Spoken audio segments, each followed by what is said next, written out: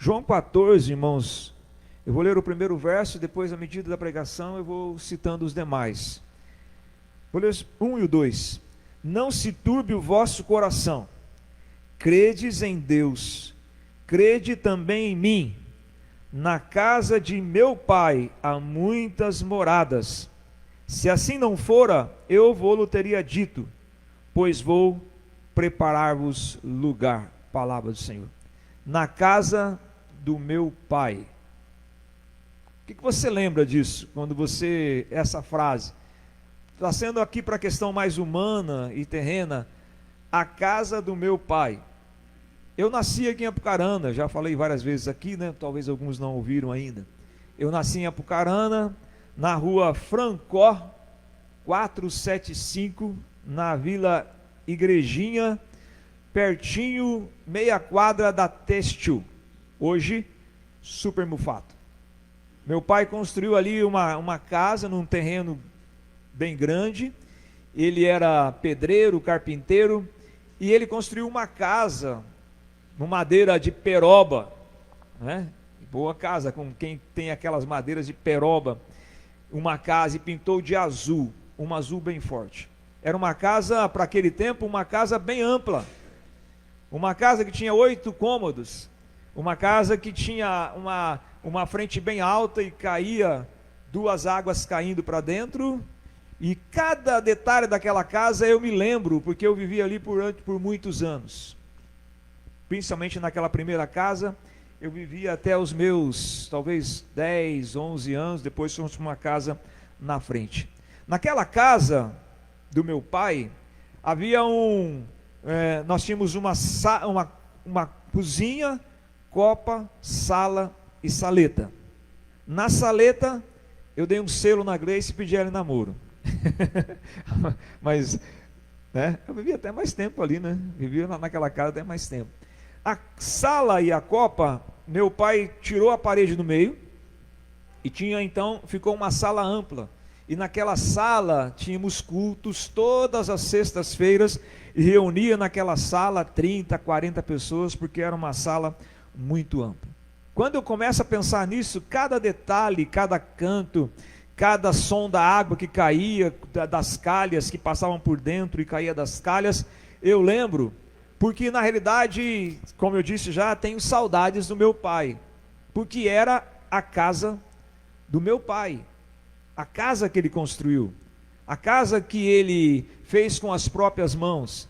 E quando eu penso na casa do meu pai, eu penso em segurança, eu penso na casa do meu pai, eu penso em amor, eu penso na casa do meu pai, eu penso que ali eu me sentia guardado, me sentia protegido, eu sentia que eu era parte de alguma coisa muito maior.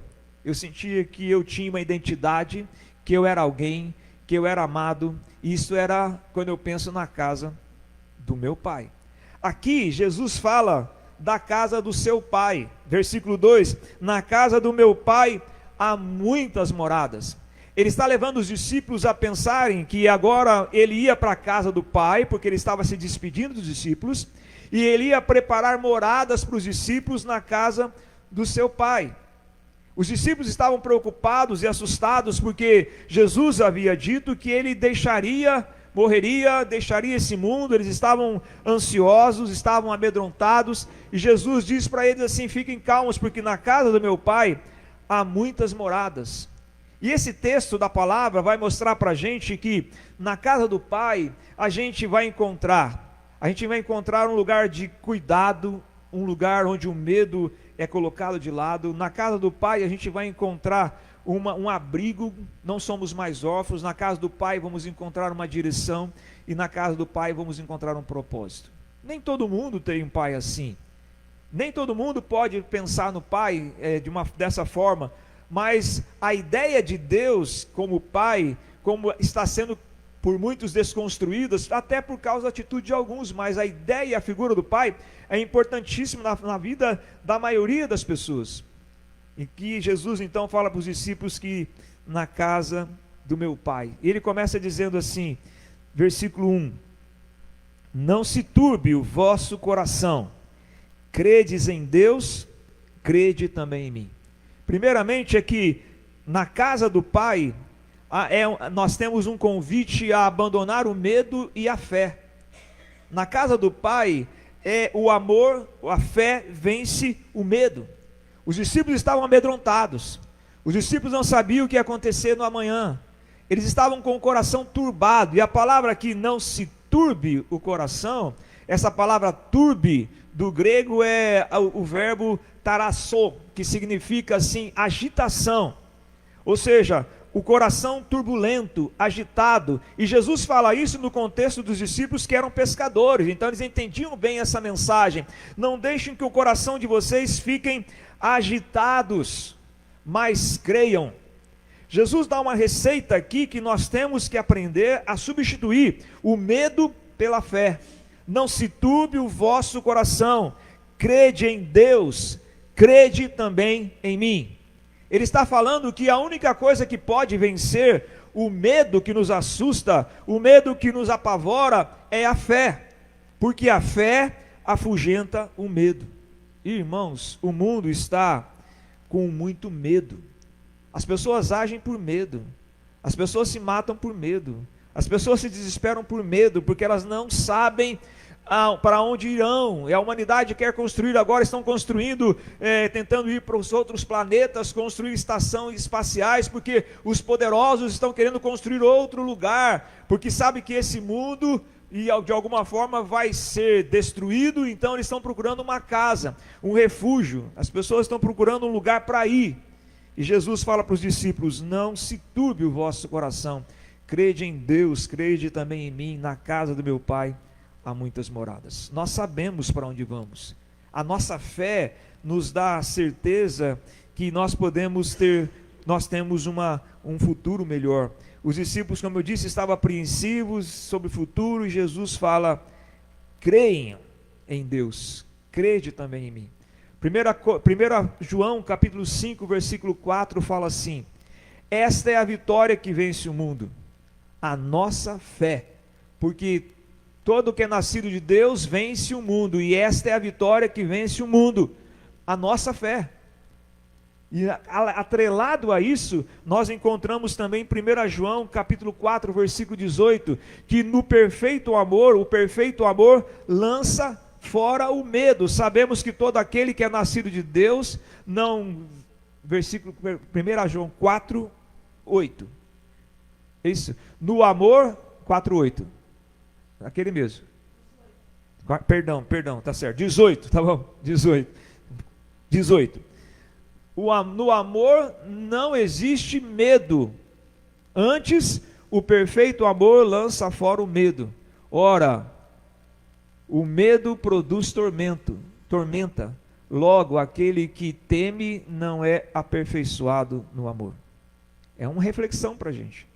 Se a gente vive o tempo todo com medo, o tempo todo atormentado, o tempo todo assustado, a palavra diz que a gente não conhece o perfeito amor. O amor lança fora o medo, a fé vence o medo. E Jesus está dizendo assim, para que eles não tivessem medo, porque Ele estava com eles, porque Ele tinha um plano, porque Ele estava no controle da situação. Então os discípulos não sabiam para onde Jesus iria, eles não estavam entendendo o que estava acontecendo, e Jesus diz para eles: não temam. E esta frase, irmãos, não tema, é uma das frases mais recorrentes nas Escrituras Sagradas.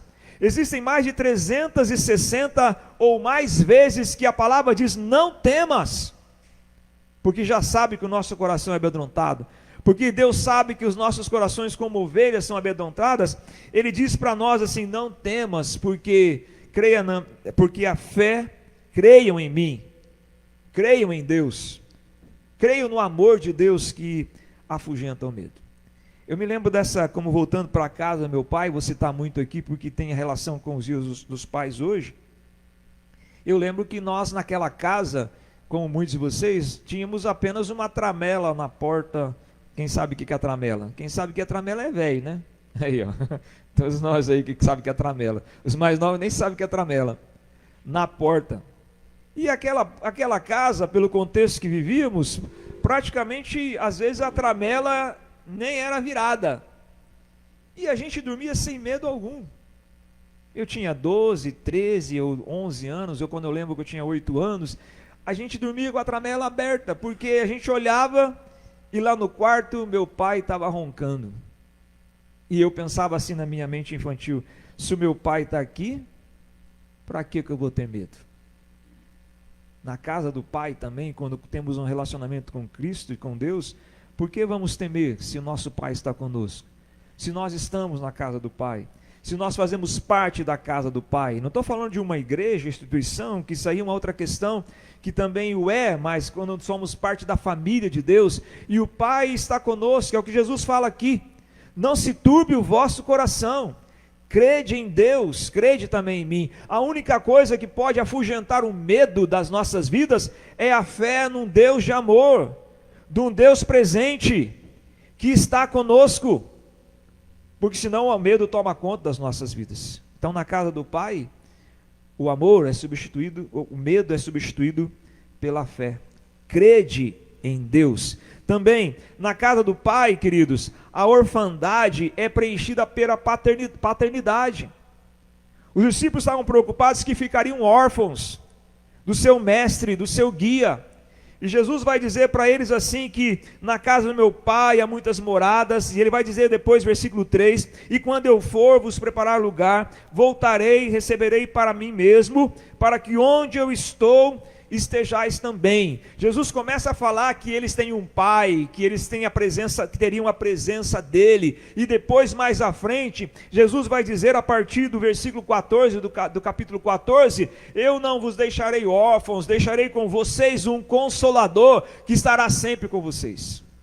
O crente não é mais órfão, não importa se ele está abandonado, se não tem pai, não tem mãe, porque ele tem agora um Pai, ele é amparado. Queridos, há uma sensação que às vezes invade o nosso coração, uma sensação que há no mundo, que estamos sós. Quem já não passou por isso? Estamos sozinhos, estamos sós. A humanidade tem esse sentimento de solidão. As pessoas estão em cidades que são grandes demais e com milhões de pessoas, e elas se sentem sós. Tem pessoas se suicidando porque se sentem sós. Ela tem uma orfandade no coração delas, elas têm um sentimento de ruptura por causa do pecado que os separou da glória de Deus. Então ela se sente um abandonado, um órfão no mundo. A palavra diz em Romanos 3, versículo 23 assim: porque todos pecaram e destituídos estão da glória de Deus. A glória de Deus é a presença de Deus. Destituído, ele se sente distante do Pai, da identidade do Pai. Então se sentem órfãos, separados de Deus, e esse vazio é a falta de Deus, é a falta de ter um sentido que eles têm um Deus, e cria-se um abismo na alma. E Jesus vai dizer assim: vocês têm um Pai, vocês têm agora um propósito, vocês são filhos. Quantas vezes as Escrituras vai nos dizer que somos filhos?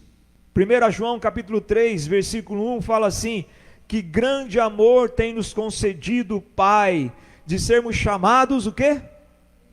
Filhos de Deus. Somos filhos, não somos órfãos. Nós temos uma casa, e nessa casa nós temos um Pai.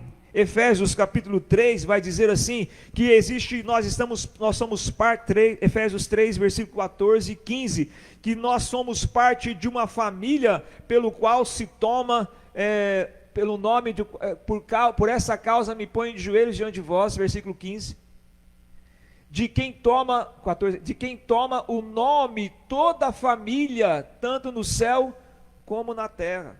Nós temos um Pai que nos dá uma identidade, que nós temos um nome. Nós agora precisamos muitas vezes, com amor, substituir essa dependência que temos apenas dos nossos pais humanos, e entender que nós temos um Pai celestial, que nos chama pelo nome, que nos dá uma identidade de filhos. Porque às vezes muitos pais, eles destroem a própria identidade dos seus filhos, mas Deus é Pai verdadeiramente. Como dizem os antigos, Deus é Pai, né? Nem vou falar aquilo porque vai desonrar algumas pessoas que façam às vezes um bom pai, né? Mesmo não tendo um filho natural. Então, o que a palavra está dizendo? Jesus está dizendo para os discípulos: na casa do meu Pai, na casa do Pai, nós temos nome. Na casa do Pai, nós temos identidade. Ou seja, Ele está dizendo: vocês têm uma casa, vocês têm um Pai, vocês têm uma identidade, vocês são filhos de Deus.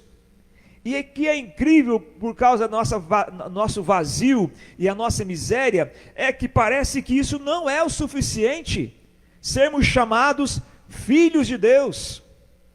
Queremos algo maior do que isso. Somos filhos de Deus. A todos quanto receberam, deu-lhes o poder de serem feitos filhos de Deus. João capítulo 1, versículo 12 e versículo 13. Os quais não nasceram da carne nem do sangue, mas nasceram da vontade de Deus. Isso deve preencher o nosso coração. Então, na casa do Pai, esse sentimento de abandono, de orfandade, de que ninguém nos ama, que estamos sós, é preenchido pela presença do Pai, a presença do Senhor Jesus em nossas vidas. Outra verdade que eu vejo nesse texto, versículo 6, Jesus lhes disse: eu sou o caminho, a verdade e a vida, ninguém vem ao Pai senão por mim. Primeira parte do versículo fala: eu sou o caminho. Irmãos, na casa do Pai, o caminho nos é revelado.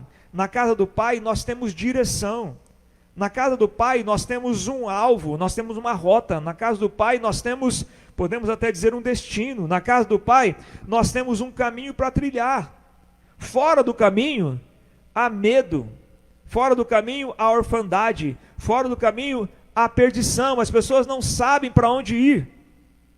Então tem uma sensação que estão andando e não estão chegando a lugar nenhum. Estão caminhando sem saber se está para onde estão indo. E aqui Jesus vai falar: eu sou o caminho. Na casa do Pai nós temos alguém que é o nosso caminho, a nossa orientação, a nossa direção, e é claro que nós temos que obedecê-lo. Ele é o nosso caminho. E Jesus diz assim para eles, assustados que estavam, para onde iriam, o que fariam? Jesus diz: eu sou o caminho. E Jesus revela-se que Ele é mais do que um mapa, porque às vezes, se alguém nos dá um mapa, e a gente é meio perdido, né? Quem consegue pegar um mapa e ir para São Paulo, e pelo mapa achar o caminho? Dá para achar, mas é difícil, né? Complicado. Às vezes nós seguimos, alguém pode falar assim: olha, esta é a estrada, se você seguir por aqui, você vai chegar no destino, mas a gente vai caminhando, e a estrada fica escura, assustadora. E Jesus fala aqui que é mais do que, Jesus vai revelar aqui, de que Ele é mais que um mapa, que Ele é mais que uma direção. Ele próprio é o caminho.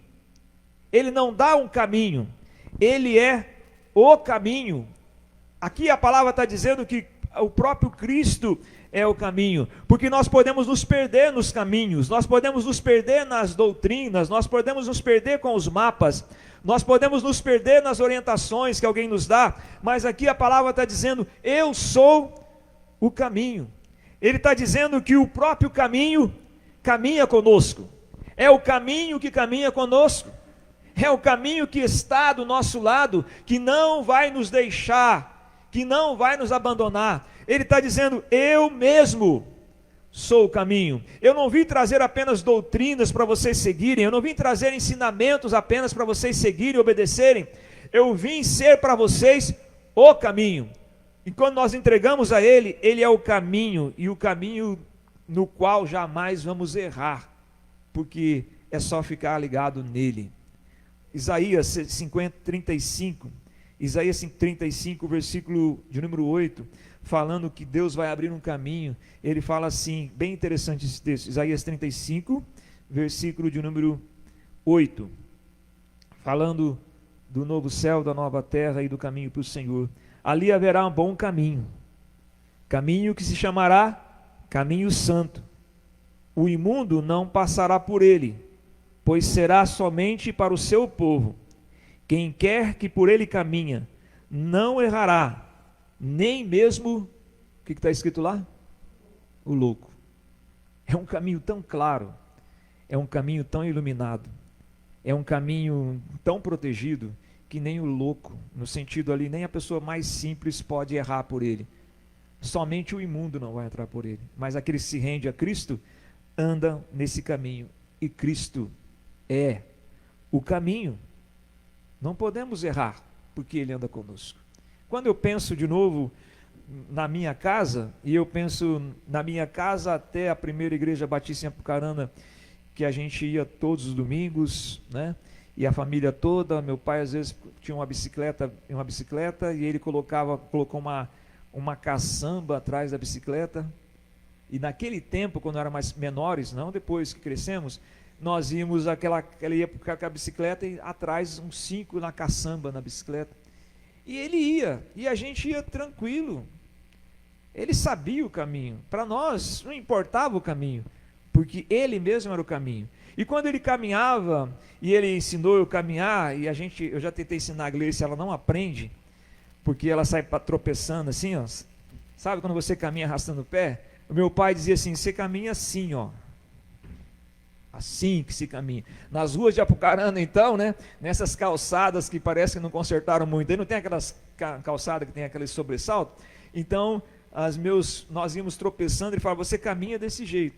Aí meu pai ia na frente, naquele velho costume, e aquela renca atrás dele, e ele na frente, caminhando. Eu nem sabia para onde chegar no caminho. Eu não sabia para onde ir, principalmente quando tinha 5, 6, 7 anos. Eu não sabia o caminho da igreja. Eu não sabia o caminho das festas, mas meu pai caminhava comigo. Eu olhava para ele. Assim também as nossas vidas, irmãos. A gente não sabe o que nos está reservado. A gente não sabe o caminho. Mas Jesus disse, eu sou o caminho. Ele caminha conosco. Ele é o caminho. Entendeu? Não é a doutrina. Embora precisamos ter as doutrinas para poder entender que Ele é o caminho. Mas Ele é o caminho. Se às vezes a vida nos dá um mapa, podemos nos perder, se alguém nos fala, é só seguir para lá e vai dar certo, a gente tenta e erra, mas aí ele está dizendo assim, não, olhe para mim, eu sou o caminho, na casa do Pai há caminho, Ele mesmo é o caminho caminha conosco. Não é maravilhoso isso? Não é eu que caminho, o caminho caminha comigo, o caminho me leva, o caminho me faz chegar aonde eu tenho que chegar. Então Jesus vai dizer para ele assim, eu sou o caminho, olhe para mim. E outras verdades que ele vai dizer, mas eu quero destacar aqui, eu sou o caminho, porque os discípulos não sabiam o que fazer, para onde ir, o que fariam agora sem o mestre. Jesus fala, eu sou o caminho, eu sou o caminho. E por último, na casa do Pai, queridos, o versículo 12 vai nos dizer que na casa do Pai nós temos agora propósitos de vida para viver. Ele disse assim para os discípulos, versículo 12, em verdade vos digo, aquele que crê em mim, fará também as obras que eu faço, e outras maiores fará, porque eu vou para o Pai. Os discípulos não sabiam mais o que fazer, Jesus vai dizer para eles assim, vocês farão. Ele está falando de projetos, ele está falando de propósito, ele está falando de serviço, ele está falando de um alvo para as suas vidas. Os discípulos não sabiam mais o que fazer, e Jesus fala, vocês farão obras, e farão obras maiores. Ele dá para os discípulos um horizonte maior, ele dá um projeto de vida maior, porque se o nosso projeto de vida, irmãos, é apenas comer, beber, trabalhar, ter algum tipo de prazer, isso não é nada. Deus tem um projeto maior para as nossas vidas. Deus tem algo maior, Deus tem uma missão. O que Ele vai dizer para os discípulos? Ele vai dizer para os discípulos, olha, vocês vão fazer o que eu faço, vocês vão dar continuidade ao que eu fiz, vocês vão fazer coisas ainda maiores do que nesse período de 3 anos eu pude fazer como igreja, no seu total. Não que um homem faria, mas a igreja poderá ir mais além, porque ele subiria para o Pai e continuaria operando, mas como homem, a igreja teria um propósito. Volto a dizer o que eu já preguei aqui várias vezes. A falta de propósito leva ao vazio. A gente como cristão, como crente em Cristo, às vezes vê a vida igualzinho as pessoas no mundo vivem. Os nossos valores são isto, aquilo, não vou Vou descrever alguma coisa.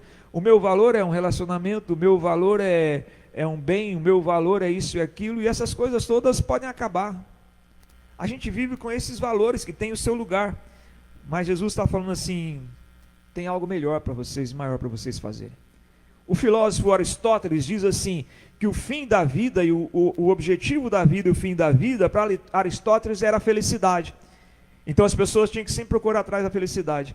E a gente vê que a felicidade, como que é, às vezes estamos bem, às vezes mal, a felicidade às vezes dura, né? Esse tipo de felicidade dura uns dias, não é verdade? Uns meses, depois ela vai embora. Triste alguém que acha que o fim da vida é felicidade. A felicidade é passageira, nesse tipo de felicidade. Calvino diz, o reformador Calvino diz que o fim último da vida é a glória de Deus. Existimos para a glória de Deus. O apóstolo Paulo vai dizer em 1 Coríntios 10, 31, assim: quer comais, quer bebais, ou façais qualquer outra coisa, fazei-o para a glória de Deus. Que toda a nossa vida deve servir para a glória de Deus. Irmãos, até mesmo os nossos sofrimentos precisam servir para a glória de Deus.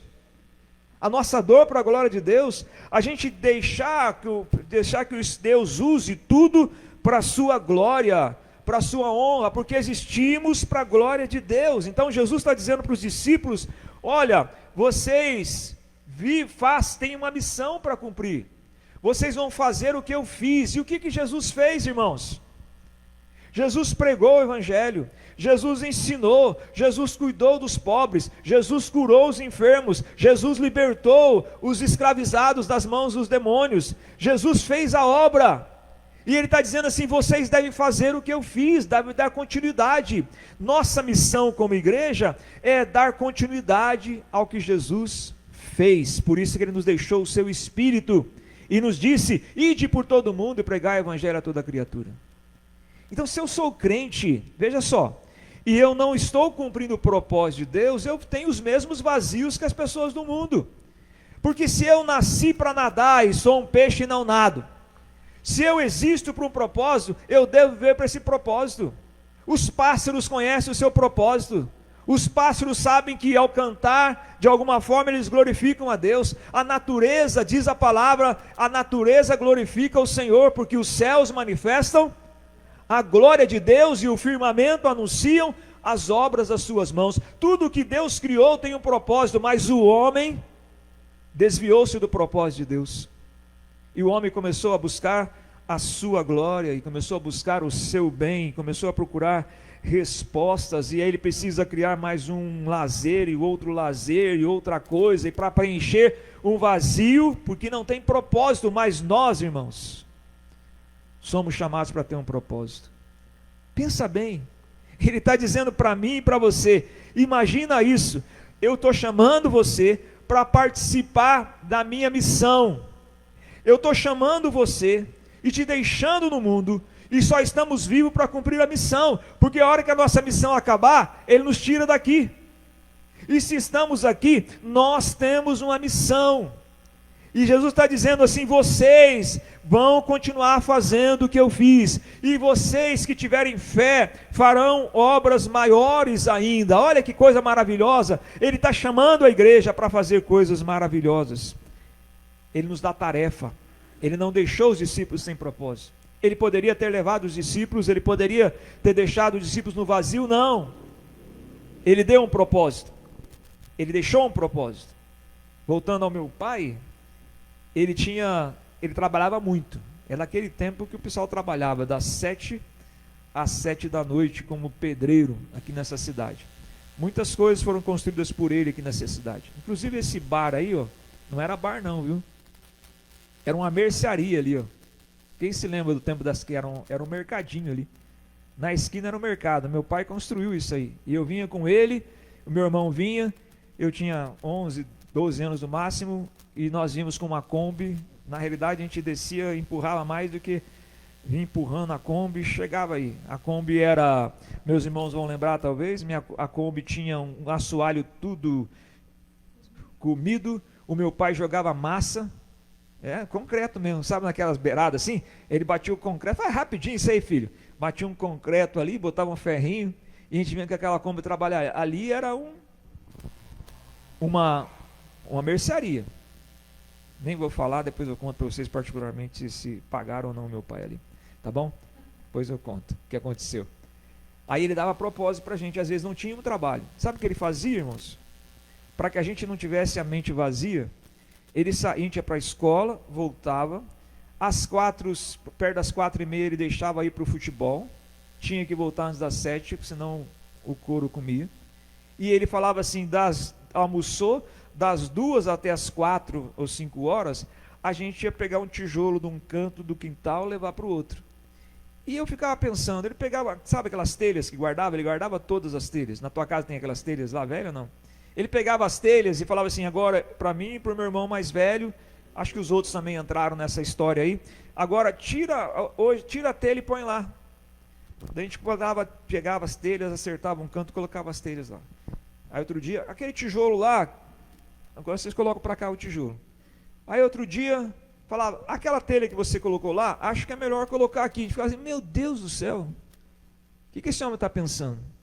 Na hora a gente não entendia, hoje eu entendo. Sabe por quê, irmãos? Propósito. Hoje as crianças não têm propósito. E o que está acontecendo no mundo hoje? Ele tinha um plano para nós. Ele queria que nós fôssemos trabalhadores. E ele separava um tempo. E é a mesma forma que Deus tem para nós. Porque Deus sabe que quem não trabalha, irmãos, sofre demais. Quem não trabalha só dá trabalho. Quem não tem um propósito na vida. Veja, irmãos, o que o Espírito Santo tem falado para nós. Quanto mais nós fazemos, mais trabalhamos, mais servimos, mais somos abençoados. Quanto mais abrimos a nossa boca para falar de Cristo para alguém, mais de Cristo entra em nós pelo seu Espírito. Quanto mais damos, mais recebemos. Não é isso que Jesus falou? Mais bem-aventurado dar do que receber. Mas a gente não dá nada e quer receber. A gente não se entrega e quer receber. As pessoas que se dão, elas recebem de Deus. Não é apenas uma questão de falando financeiramente, até às vezes financeiramente. Quem entrega, quem semeia muito, colhe muito. Quem serve a Deus é abençoado. Mas às vezes passamos a vida cuidando de nós mesmos, sem propósito. Na casa do Pai tem propósito. Se você quer servir ao Senhor, e se você é crente, tem propósito. Tem alvo para a sua vida. Tem dons, tem capacitações, tem serviço para fazer, irmãos. Hoje em dia, como eu disse, essa palavra serviço faz as pessoas saírem correndo. Alguém brincando, né? Joga uma carteira profissional no meio de algumas manifestações aí. O pessoal não quer carteira profissional, mas não. Mas o reino de Deus é o reino de trabalho, é de serviço. E quanto mais trabalhamos, mais sentimos alegria. Porque estamos trabalhando para quem? Para o Pai. Na casa do Pai há propósitos, irmãos. Encerrando, Pai, como eu disse no início, está sendo desconstruído no mundo todo. Em parte porque, por causa do pecado, tem pai que é entre aspas, um lixo. Mas a ideia de pai está sendo desconstruída. Por quê? Porque a humanidade quer desconstruir a ideia do Deus Pai. Não é o pai humano que está sendo atacado, é o Deus Pai que está sendo atacado. Não é a figura do marido que está sendo atacado, é o marido da igreja, que é a noiva de Cristo, está sendo atacado. Isso está sendo atacado. Você pode ver isso nas literaturas, nos filmes, também eu disse aqui, é claro, porque muitos dão lugar para isso, mas nós não temos nosso pai, agora é outro, nós temos uma nova identidade, nós temos um pai que nos ama, um pai que nos ajuda, nós temos um pai que pagou um preço por nós, um pai que nunca abandona, um pai que não deixa, um pai que não amaldiçoa, um pai que nunca vai dizer para nós que você não presta, não vai dar nada. Nós temos um pai eterno, um pai perfeito que nos amou, e é esse pai que nós devemos servir. É a casa do pai, é a casa do pai. Eu vi uma história essa semana bem interessante, para encerrar, de um rei, e é apenas um conto, que descobriu que no seu reino houve um roubo, estava havendo um roubo nos tesouros do reino. E ele decretou, o rei decretou, 10 chicotadas quando achar o culpado desse roubo. E eles não descobriram, e os roubos continuaram. E ele disse então 20 chicotadas para quem for pego nesse roubo. E não descobriu, e ele falou 30 chicotadas. E disse depois, então 40 chicotadas. Quem estiver roubando, 40 chicotadas. E praticamente era a morte, porque ninguém suportaria 40 chicotadas. E de repente descobriram quem era que estava roubando o reino. E quem estava roubando o reino? A filha dele mais nova. A sua filha estava roubando o reino. E as pessoas chegaram, rei, a tua filha que está roubando o reino. O que esse rei faria? Ele podia dizer assim, não, então muda a minha lei, mas não podia mudar a lei, porque ele era justo. A lei precisava ser cumprida. A lei precisava ser cumprida, então ele teve que dizer, 40 chicotadas na minha filha. E todo mundo se reuniu naquele pátio, imagina aquele pátio, e todo mundo apreensivo, e o carrasco pegou o chicote, e esse chicote tinha aquelas pontas, né, com ossos, né, o mesmo chicote que bateu nas costas de Jesus, e ele pegou o chicote e levantou para bater na filha, e aí o rei veio e disse, pare! Todo mundo pensou que ele anularia aquele juízo, ele disse, pare! Tirou a sua camisa, abraçou a filha e falou, pode bater. O carrasco ficou meio assustado, e ele disse, pode bater, porque houve um pecado, houve um erro, e o erro tem que ser punido, e pode bater. E ele começou a bater no rei, e que cobriu a sua filha com o seu amor, com o seu corpo. A mesma coisa aconteceu conosco. O nosso Pai veio nos cobrir com a vida de Cristo, porque nós merecemos a morte e o inferno, nós merecemos toda a chicotada, mas Ele tomou sobre si as nossas dores. Quer maior amor que esse, irmãos? Você e eu queremos ser amados mais do que isso? É claro que o amor humano tem o seu lugar nas nossas vidas, mas isso não nos preenche. O amor de Deus não nos preenche.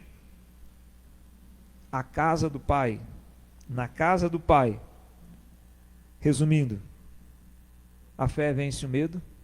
Na casa do Pai, o sentimento de orfandade desaparece pela paternidade divina. Na casa do Pai, o caminho caminha conosco. Na casa do Pai, temos projetos e propósitos eternos, maiores do que a gente imagina. Tem coisas maiores para viver, irmãos, muito maiores de qualquer coisa que nós tenhamos aqui. 1 Coríntios 2,9 diz assim, nem olhos viram, nem ouvidos ouviram, nem jamais penetrou no coração humano as coisas que Deus tem preparado para aqueles que o amam. O mesmo apóstolo vai dizer também, a nossa leve e momentânea tribulação não são para se comparar com o peso da glória. Podemos sofrer aqui, mesmo sendo crentes, mas sabemos que temos uma casa do Pai para viver. E Jesus disse, vou preparar lugar para vocês. Minha pergunta para encerrar é, você está na casa do Pai? Deixa lá, os caras estão na casa do diabo. Você está na casa do Pai? Você se sente parte da casa do Pai? Então deixa que a fé nele afugente o medo da sua vida. Estamos na casa. Ele está na casa. Ele está conosco. Se você continuar lendo esse texto, vai dizer o tempo todo, estarei convosco. Estarei convosco. Não vos deixarei órfãos. Estou presente. Aonde vocês estiverem, eu estarei presente. Então, Ele está conosco na casa. Amém?